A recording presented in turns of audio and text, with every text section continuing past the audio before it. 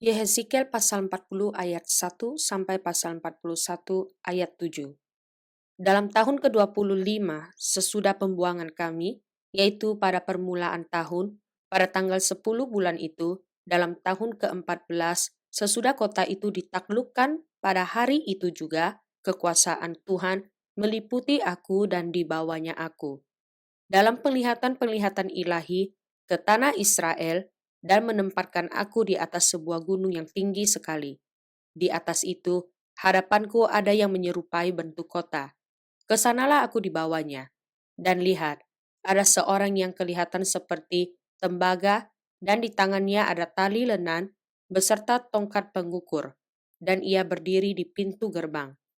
Orang itu berbicara kepadaku, "Hai anak manusia, lihatlah dengan teliti dan dengarlah dengan sungguh-sungguh dan perhatikanlah baik-baik segala sesuatu yang akan kuperlihatkan kepadamu.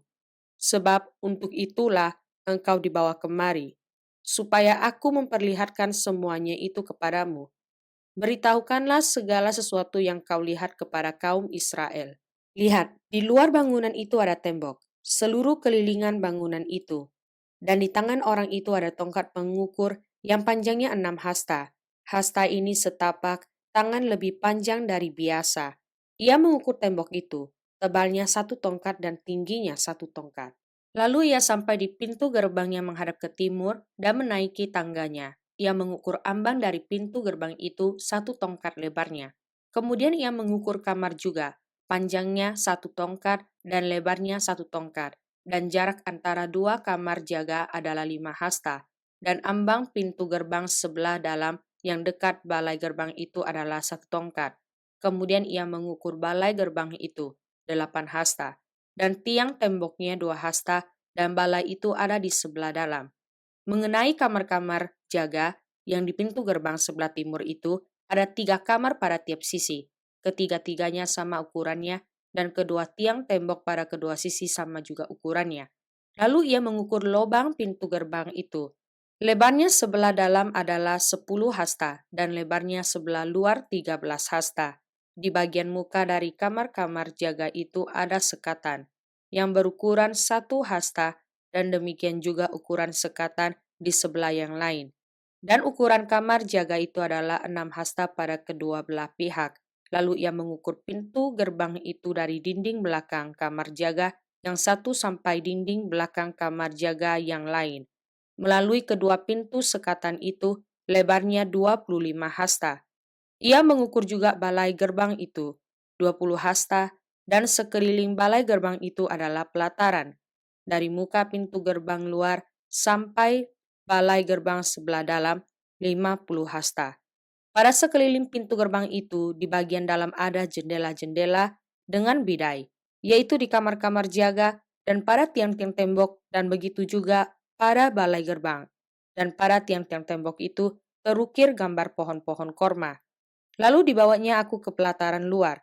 Sungguh, sekeliling pelataran itu ada bilik-bilik yang jumlahnya 30, dan bilik-bilik itu dibangun di atas sebuah lantai batu.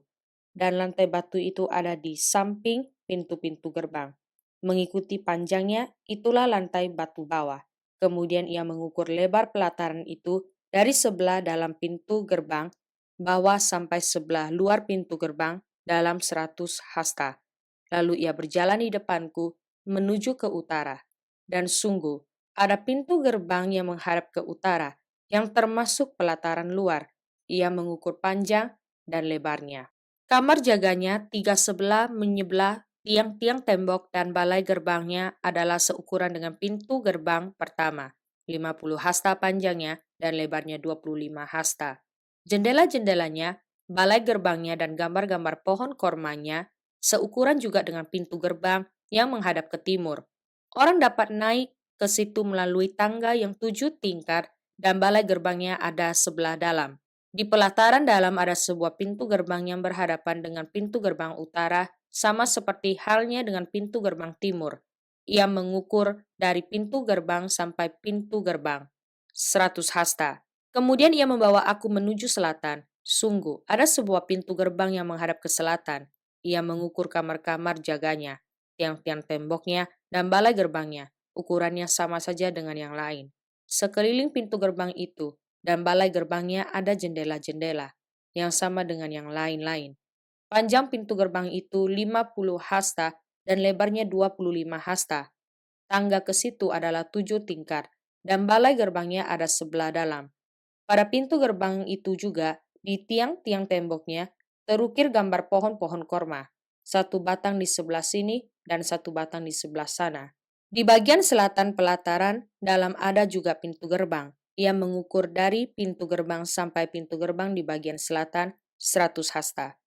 Lalu dibawanya aku ke pelataran dalam melalui pintu gerbang selatan, dan ia mengukur pintu gerbang itu. Ukurannya sama saja dengan yang lain-lain. Kamar-kamar jaganya, tiang-tiang temboknya dan balai gerbangnya, ukurannya sama saja dengan yang lain-lain. Sekeliling pintu gerbang itu dan balai gerbangnya ada jendela-jendela. Panjang pintu gerbang itu 50 hasta dan lebarnya 25 hasta. Sekelilingnya ada balai-balai gerbang. Panjangnya 25 hasta dan lebarnya 5 hasta. Balai gerbangnya adalah sebelah pelataran luar dan pada tiang-tiang temboknya terukir gambar pohon-pohon korma dan tangganya ke atas ada 8 tingkat. Lalu dibawanya aku ke sebelah timur pelataran dalam dan ia mengukur pintu gerbang yang di situ dan ukurannya sama saja dengan yang lain-lain. Kamar-kamar jaganya, tiang-tiang temboknya dan balai gerbangnya, ukurannya sama saja dengan yang lain-lain. Sekeliling pintu gerbang itu dan balai gerbangnya ada jendela-jendela. Panjang pintu gerbang itu 50 hasta dan lebarnya 25 hasta. Balai gerbangnya adalah sebelah pelataran luar dan pada tiang-tiang temboknya terukir gambar pohon-pohon korma, sebelah sini dan sebelah sana, dan tangganya ke atas ada 8 tingkat. Kemudian dibawanya aku ke pintu gerbang utara, dan ia mengukurnya, dan ukurannya sama saja dengan yang lain-lain. Kamar-kamar jaganya, tiang-tiang temboknya, dan balai gerbangnya, ukurannya sama saja dengan yang lain-lain. Dan sekelilingnya ada jendela-jendela, panjang pintu gerbang itu 50 hasta dan lebarnya 25 hasta. Balai gerbangnya adalah sebelah pelataran luar, dan pada tiang-tiang temboknya terukir gambar pohon-pohon korma, sebelah sini dan sebelah sana, dan tangganya ke atas ada 8 tingkat.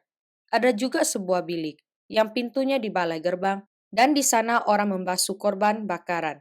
Dalam balai gerbang itu ada 2 meja sebelah sini dan 2 meja sebelah sana, tempat menyembelih korban bakaran, korban penghapus dosa dan korban penebus salah.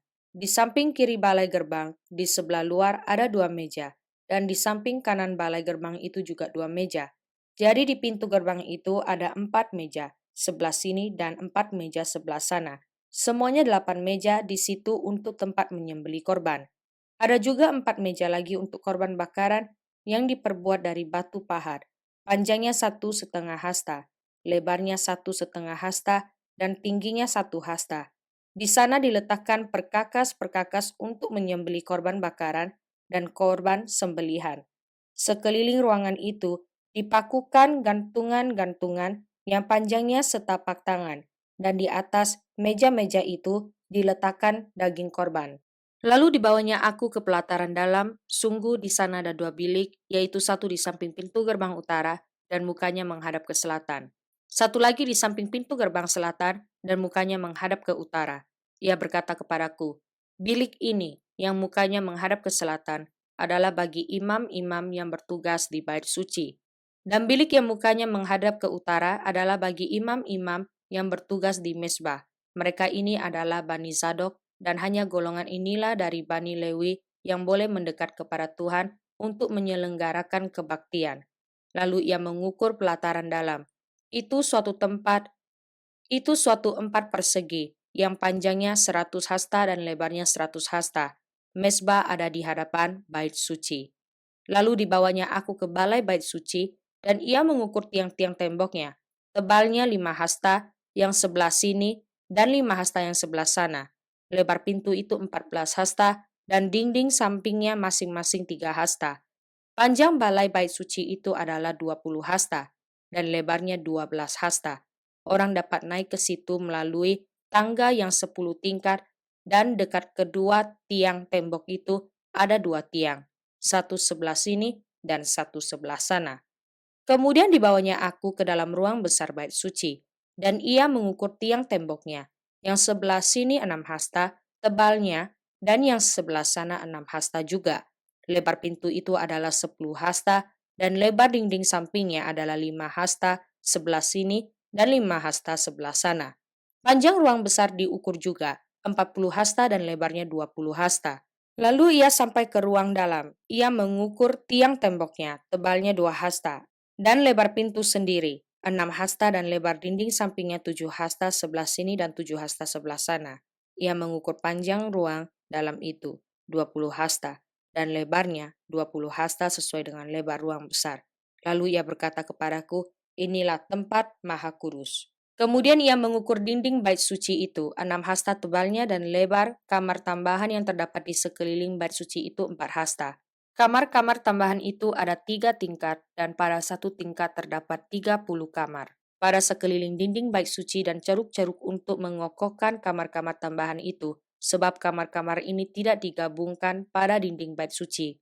Dan kamar-kamar tambahan semakin lebih besar dari tingkat pertama sampai tingkat ketiga selaras dengan bertambah besarnya ceruk-ceruk pada tiap tingkat sekeliling bait suci itu.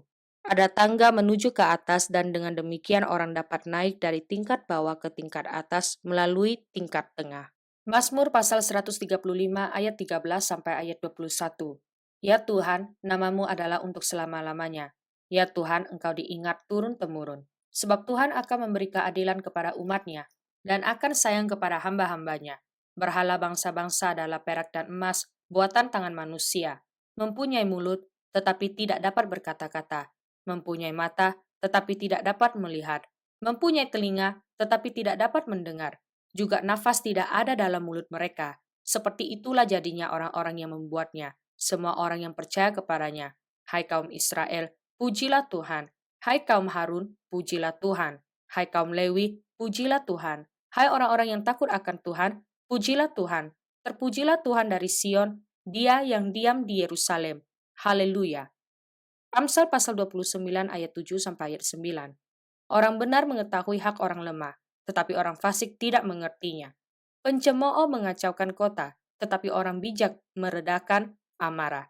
Jika orang bijak berperkara dengan orang bodoh ini mengamuk dan tertawa, sehingga tak ada ketenangan. 2 Petrus pasal 3 ayat 1 sampai ayat 18.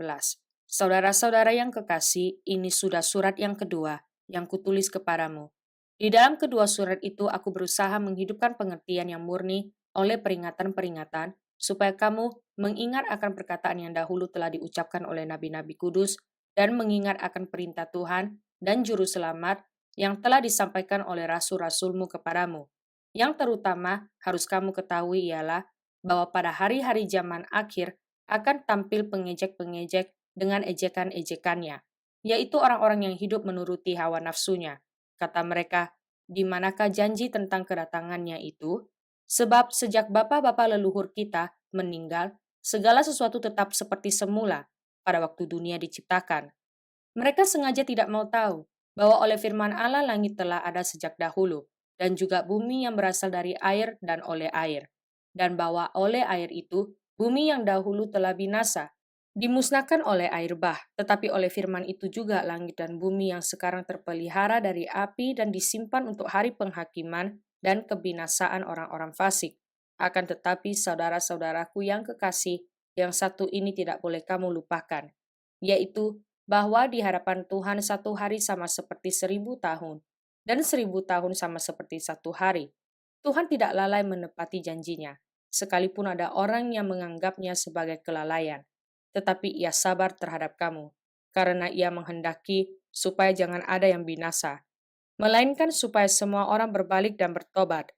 Tetapi hari Tuhan akan tiba seperti pencuri. Pada hari itu langit akan lenyap dengan gemuruh yang dahsyat dan unsur-unsur dunia akan hangus dalam nyala api, dan bumi dan segala yang ada di atasnya akan hilang lenyap. Jadi, jika segala sesuatu ini akan hancur secara demikian, betapa suci dan salehnya kamu harus hidup, yaitu kamu yang menantikan dan mempercepat kedatangan hari Allah. Pada hari itu langit akan binasa dalam api dan unsur-unsur dunia akan hancur karena nyalanya. Tetapi sesuai dengan janjinya, kita menantikan langit yang baru dan bumi yang baru di mana terdapat kebenaran. Sebab itu saudara-saudaraku yang kekasih, sambil menantikan semuanya ini, Kamu harus berusaha supaya kamu kedapatan tak bercacat dan tak bernoda di hadapannya dalam perdamaian dengan Dia. Anggaplah kesabaran Tuhan kita sebagai kesempatan bagimu untuk beroleh selamat.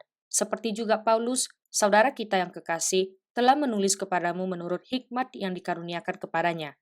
Hal itu dibuatnya dalam semua suratnya. Apabila ia berbicara tentang perkara-perkara ini, dalam surat-suratnya itu ada hal-hal yang sukar difahami, sehingga orang-orang yang tidak memahaminya dan yang tidak teguh imannya, memutarbalikannya menjadi kebinasaan mereka sendiri, sama seperti yang juga mereka buat dengan tulisan-tulisan yang lain. Tetapi kamu, saudara-saudaraku yang kekasih, kamu telah mengetahui hal ini sebelumnya, karena itu waspadalah, supaya kamu jangan terseret ke dalam kesesatan orang-orang yang tak mengenal hukum. Dan jangan kehilangan pegangmu yang teguh, tetapi bertumbuhlah dalam kasih karunia dan dalam pengenalan akan Tuhan dan Juru Selamat kita, Yesus Kristus. Baginya kemuliaan sekarang dan sampai selama-lamanya.